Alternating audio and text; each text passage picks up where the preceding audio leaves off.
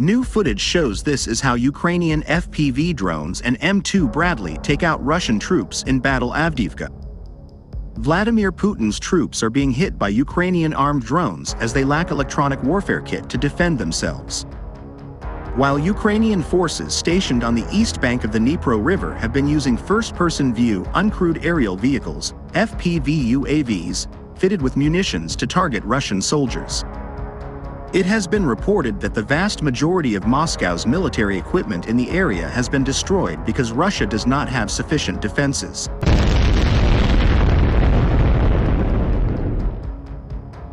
The FPV UAVs are being used in conjunction with artillery to target Russian forces vehicles, with a Russian military blogger estimating 90% of Russian military equipment in the Krinky sector has been destroyed.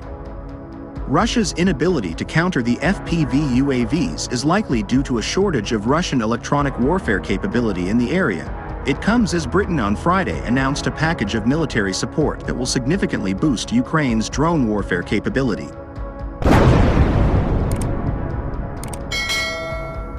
The Prime Minister made a surprise visit to Kyiv and said the UK would provide £2.5 billion in military aid for the fight against Russia over the coming year. It will fund long-range missiles, air defense, artillery ammunition and maritime security. The funds that will be provided, some £200 million, will be spent on a push to procure and produce thousands of military drones. Rishi Sunak said the UK will not falter in its commitment to Ukraine ahead of his meeting with Volodymyr Zelensky.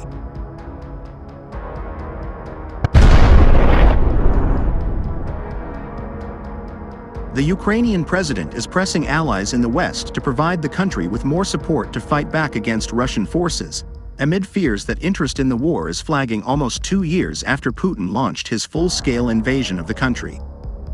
Attentions are also turning to the ongoing crisis in the Middle East, while the Prime Minister and Mr. Zelensky will use the one-day visit to sign a new UK-Ukraine agreement on security cooperation. After G7 countries agreed at last year's NATO summit to sign bilateral security assurances with the country.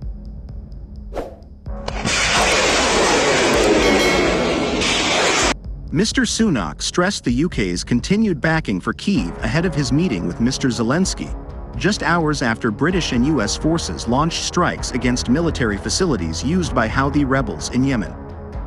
Mr. Sunak said for 2 years, Ukraine has fought with great courage to repel a brutal Russian invasion, and they are still fighting unfaltering in their determination to defend their country and defend the principles of freedom and democracy.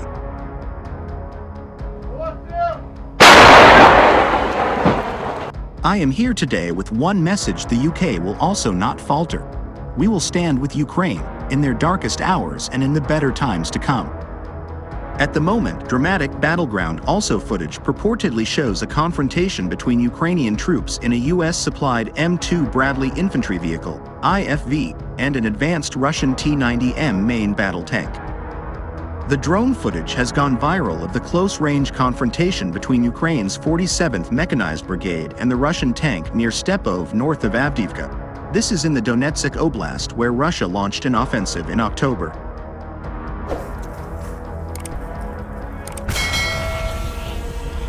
The Bradley armored vehicles were part of a military package for Ukraine announced in 2023 by the Biden administration. However, the Bradley has a powerful 25mm cannon, with manufacturer Bay Systems touting its outstanding survivability, mobility, and lethality. The Telegram channel War Archive said that the incident took place on Thursday and, as of Saturday morning, the video, which has not been independently verified, had been viewed 780,000 times. But Media Newsweek contacted the Russian Defense Ministry on Saturday for comment.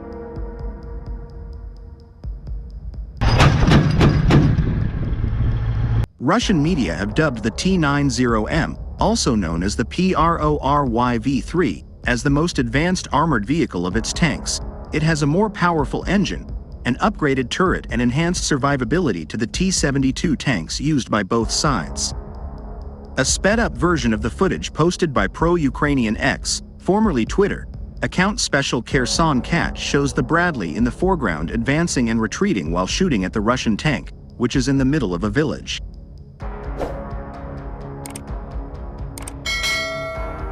At the end of the video, it's visible that tank most likely received significant damage as the crew cannot control the turret rotation, added the post. Bradleys are making a significant difference for Ukrainian forces on the battlefield, as the Ukrainian commander with the call sign Catch previously told media, but Russian soldiers are afraid to launch operations if they know they face a Bradley.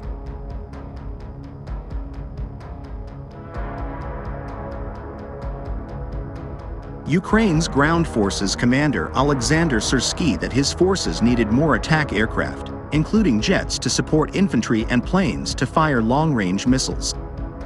He added that US-made A-10 fighter jets and attack helicopters such as the Apache could make a difference, while Ukraine has pushed its allies to provide F-16s and other advanced aircraft. Denmark, the Netherlands, Norway, and Belgium have agreed to supply their own F-16s, although they have not arrived yet.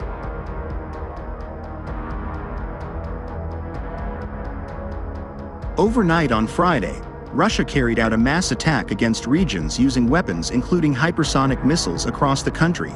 Explosions were reported in Chernihiv Oblast and missiles downed in Poltava and Dnipropetrovsk Oblasts, according to local authorities and the Ukrainian Air Force.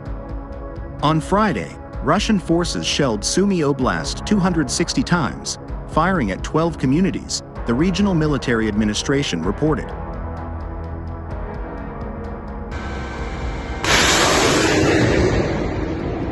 Meanwhile, Russian troops had made marginal advances northeast of Bakhmut in the Donetsk Oblast, and also in Zaporizhia and Kherson regions, according to the US-based independent think tank Institute for the Study of War, ISW. Russia might launch an offensive on key areas of the front in the coming weeks, Reserve AFU officer and military expert Andriy Kramarov told Radio NV on January 12.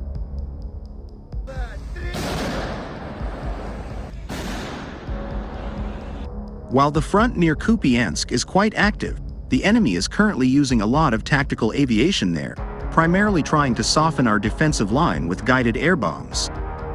Artillery and infantry are not yet actively involved on this front. The Russians are accumulating their Kupiansk, and most likely in the next week or two, we will see a very active Russian offensive specifically in this direction, Kramarov said.